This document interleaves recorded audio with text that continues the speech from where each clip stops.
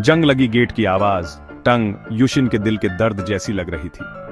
बारिश हो रही थी, जैसे उसके आंसू बह रहे हों।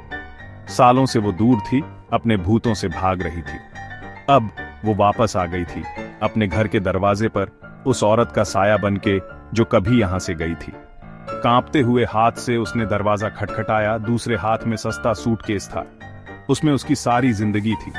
दरवाजा थोड़ा सा खुला और उसकी मां का हैरान चेहरा दिखा।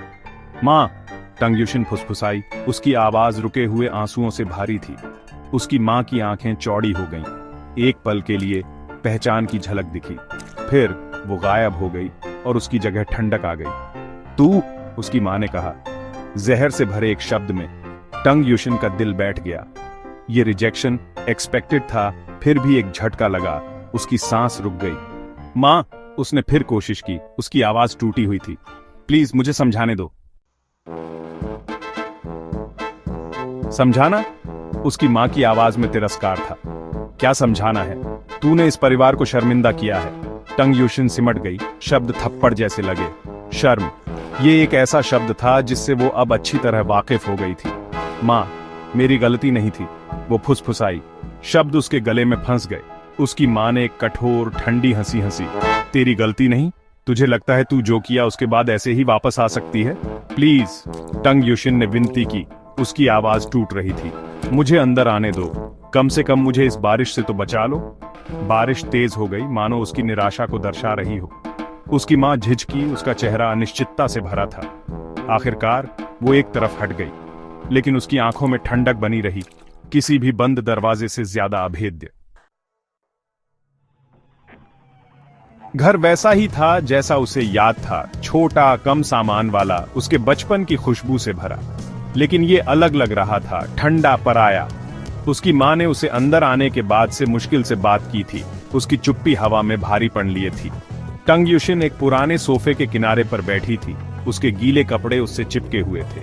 उसकी नजरें कमरे में घूम रही थीं, परिचित माहौल को देख रही थीं। हर कोने में एक याद थी, हंसी और प्यार की एक फुसफुसाहट। और दर्द, वो कहाँ है?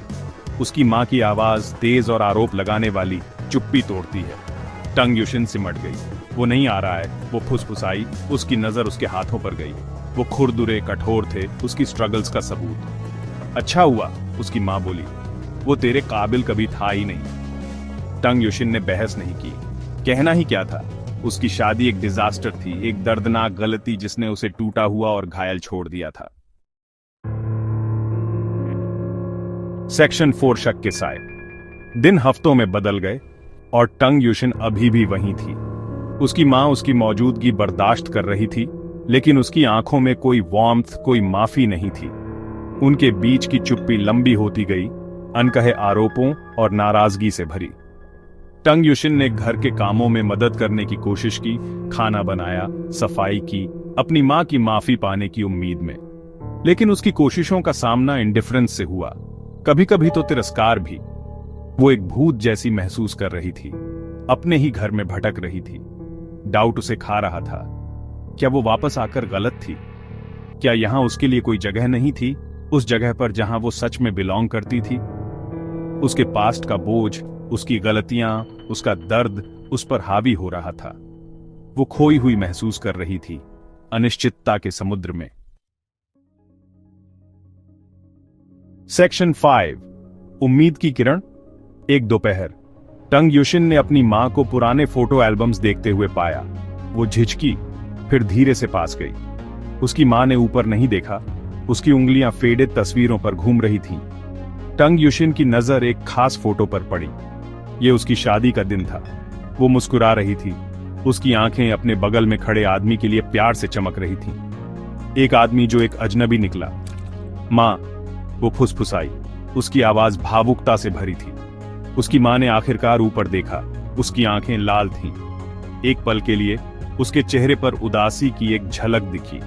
तू कितनी सुंदर थी, वो बुदबुदाई। उसकी आवाज मुश्किल से सुनाई दे रही थी। टंग युशिन का दिल दुखा।